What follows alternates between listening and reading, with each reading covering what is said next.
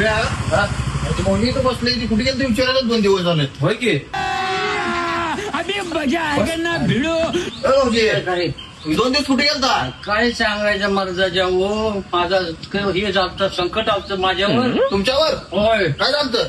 हे मोठं संकट मधनं याला गेलो हा आणि खाडीतनं वाघ आला आडवा आल्याबरोबर त्याला बघितलं मी पळायला चालू केलं तो माझ्या मागे लागला. हा चांगला बोललो.